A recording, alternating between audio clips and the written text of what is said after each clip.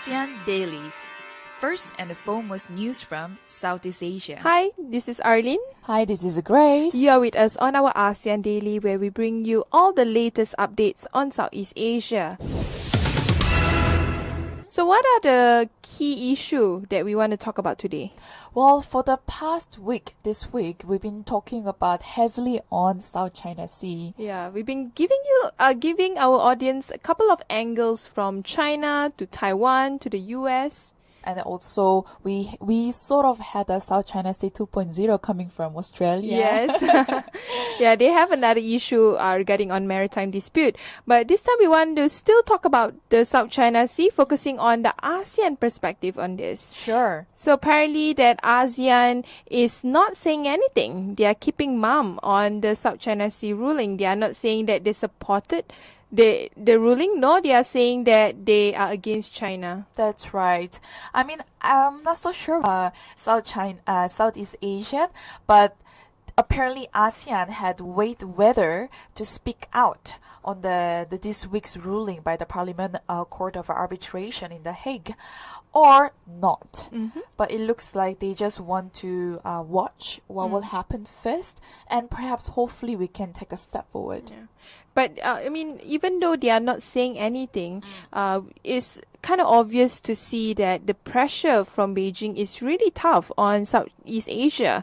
In fact, according to this piece of news by Channel News Asia, that Southeast Asia will not issue a statement on the rejection of the South China Sea claim by China and also the arbitration by the International Tribunal, because they are saying that the no comment pressure on the no comment on pressure by Beijing.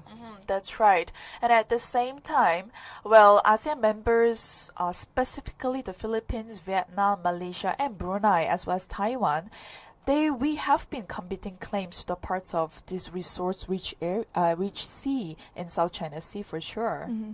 It's not like it's not like ASEAN hasn't done anything. In fact, it was said by the Southeast Asia diplomat. ASEAN officials, in fact, have prepared a draft text, but there were no agreement among them to release the joint statement. That's right. And also, while these countries, this ASEAN has prepared something to encounter this South China Sea issue, the Philippines, Vietnam, also they have been particularly critical of China. And in addition to that, Laos and Cambodia are also generally regarded as performing to side with their giant neighbor and a benefactor as well. So you have, within Southeast Asia, we have two countries that are against China and another two countries that are pro-China.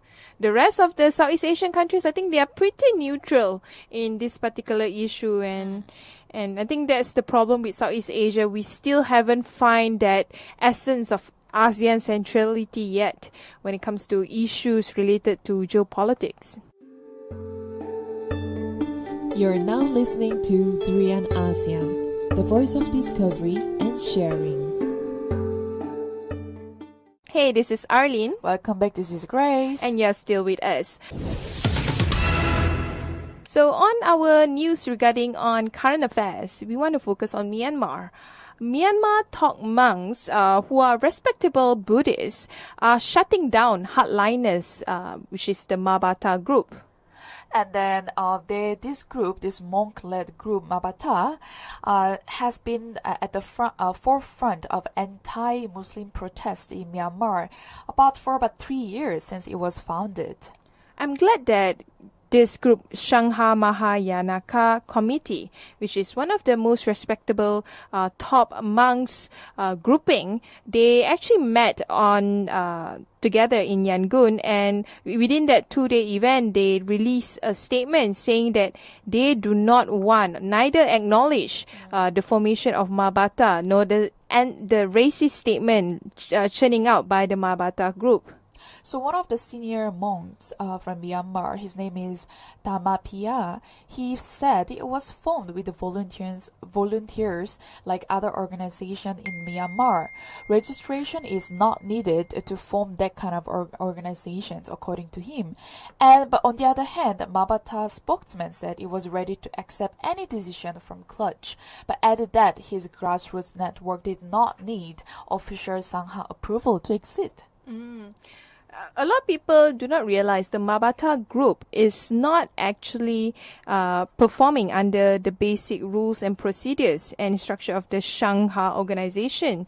So all this while, the Mabata action, especially anti-Muslim action, has been completely not really part of the Buddhist way of doing things.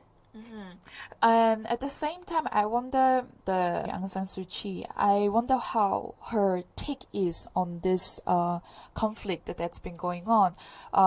She's been facing a lot of conflict, especially coming from Rohingya, and the Rohingyas was targeted by this anti-Muslim in Myanmar. So with this conflict and with this decision between this Buddhist and also this group of people, it could be a good news, to them. It is definitely good news. I hope they can be silent about this conflict after this. I mean, it's great that there are more respectable Buddhists saying the right thing, more common sense ideals about how Myanmar should be run.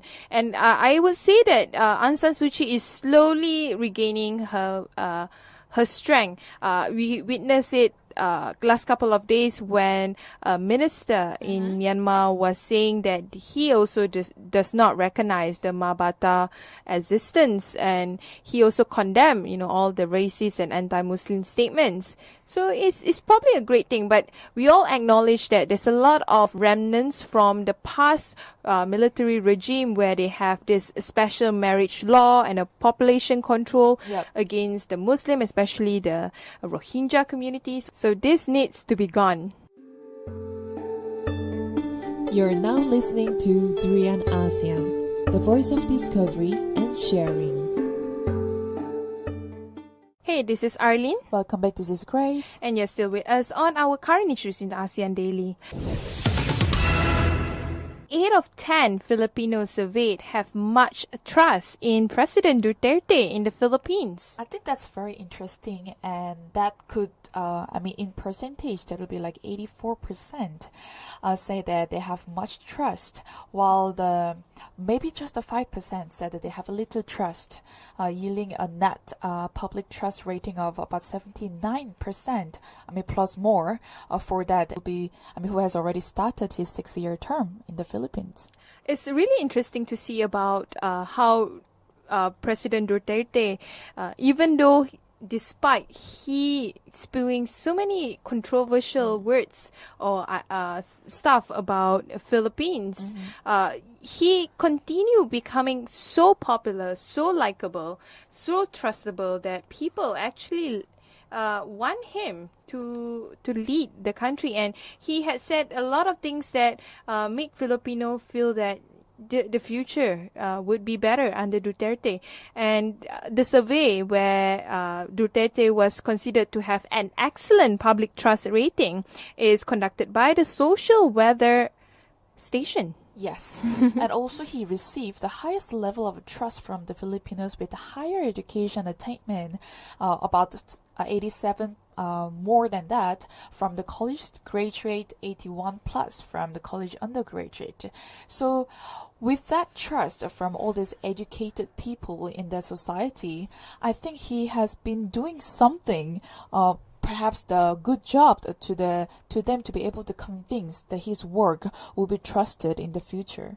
I'm glad that he has been doing quite well, I would say, especially with such a huge pressure from China, from the world regarding on the South China Sea issue.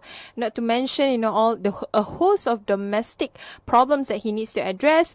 Just a couple of weeks ago when there was a news report saying that drugs kingpins want to kill him, because he has taken a very hardline stand against all these drugs and drug dealers. But being him, I don't think there will be any changes in terms of his way of ruling the country from now on.